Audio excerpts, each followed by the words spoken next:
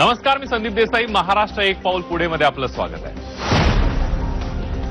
मुख्यमंत्री देवेंद्र फडणवीस यांच्या हस्ते महा डीबीटी 2.0 पोर्टलवर 29 नवीन कल्याणकारी योजनांचा अत्यंत दिमागदार शुभारंभ करण्यात आलेला आहे.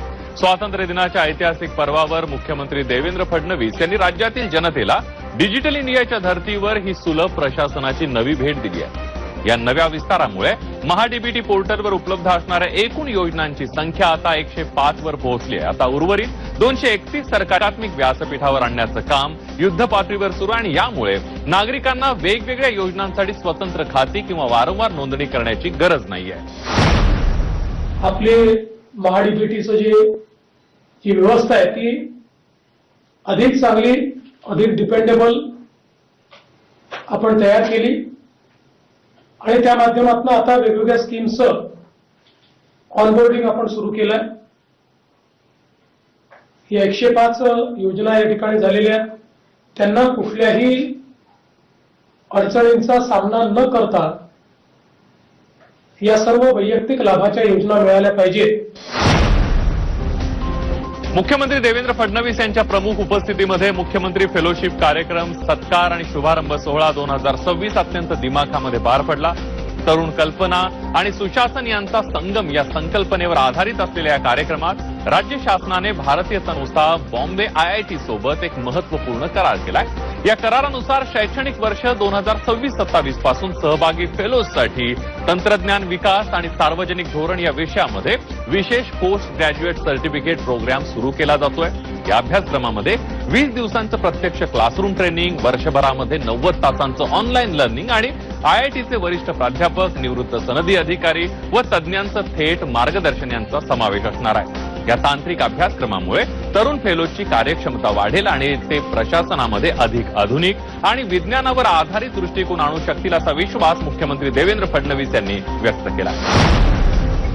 सध्या भारतातील एकूण डेटा सेंटर क्षमतेपैकी तब्बल 65% क्षमता एकट्या महाराष्ट्रात उपलब्ध असून आगामी काळामध्ये महाराष्ट्र हे केवळ देशातच नाही तर जगातील अग्रगण्य AI आणि डिजिटल तंत्रज्ञानाचं मुख्य केंद्र बनेल असा ठाम विश्वास मुख्यमंत्री देवेंद्र फडणवीस यांनी व्यक्त केला.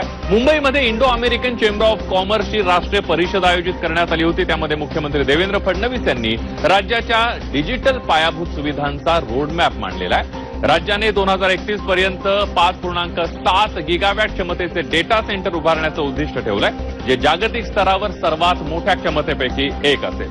क्लाउड कॉम्प्युटिंग आणि AIच्या वाढत्या गरजा पूर्ण करण्यासाठी राज्य सरकार उद्योगांना सर्व आवश्यक त्या पायाभूत सुविधा, सवलती आणि अनुकूल धोरण उपलब्ध करून देते, असं मुख्यमंत्री देवेंद्र फडणवीस यांनी सांगितलं.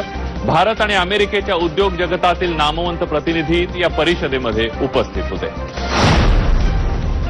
महाराष्ट्र सरकारने आरोग्य क्षेत्रामध्ये जागतिक क्रांती घडवण्यासाठी अमेरिकेतील जगप्रसिद्ध क्लिव्हलँड क्लिनिकसह भव्य मेडिसिटी प्रकल्प उभारण्याचा सामंजस्य करार केलेला आहे. मुख्यमंत्री देवेंद्र फडणवीस आणि अमेरिकेचे राजदूत सर्जिओ गोर यांच्या प्रमुख उपस्थितीमध्ये हा करार करण्यात आलाय. या करारामुळे महाराष्ट्राला अत्याधुनिक वैद्यकीय सुविधा आणि जागतिक दर्जाचं आरोग्य तंत्रज्ञान. याप्रसंगी अमेरिकेचे राजदूत सर्जिओ गोर यांनी मुख्यमंत्री देवेंद्र फडणवीस यांच्या कार्यपद्धतीची आणि दूरदृष्टीची स्तुती केली आहे. ते म्हणाले की आज महाराष्ट्र 2 गोष्टींमुळे जगाच्या नकाशावर ठळकपणे चमकतो. एक म्हणजे मुंबई आणि दुसरं म्हणजे देवेंद्र फडणवीस. आगामी गणेशोत्सवाच्या पार्श्वभूमीवर कोकणासह राज्यातील सर्व महत्वाच्या महामार्गांची आणि शहरांमधील रस्त्यांची दुरवस्था दूर करण्यासाठी उपमुख्यमंत्री एकनाथ शिंदे यांनी विशेष आढावा बैठक घेतली. गणपती बाप्पाच्या आगमनापूर्वी भाविकांना कोणताही त्रास होऊ नये यासाठी सर्व रस्ते युद्धपातळीवर खड्डेमुक्त करण्याचे आदेश उपमुख्यमंत्री एकनाथ शिंदे यांनी संबंधित यंत्रणांना दिलेले आहेत. कामामध्ये दिरंगाई करणाऱ्या अधिकाऱ्यांवर कडक कारवाई केली जाईल असा इशारा सुद्धा उपमुख्यमंत्री एकनाथ शिंदे यांच्याकडून देण्यात आला. बारामतीच्या धर्तीवर बीडचा विकास करण्याची घोषणा उपमुख्यमंत्री सुनेत्रा पवार यांनी केली आहे. स्वातंत्र्य दिनाच्या मुख्य शासकीय सोहळ्यामध्ये त्या बोलत होत्या. ज्या कष्टकरी आणि ऊसतोड कामगार आईवडिलांच्या केवळ कोयता राहिला, त्यांच्या पुढील पिढीच्या हातात आधुनिक शिक्षण, वही आणि पेन देणं हेच आमच्या सरकारचं ध्येय आहे, असं उपमुख्यमंत्री सुनेत्रा पवार म्हणाल्या. या बातमीसह महाराष्ट्र एक पाऊल पुढे मध्ये वेळ झाली. इथेच थांबण्याची ताज्या बातम्यांसाठी पहा फक्त झी 24 तास.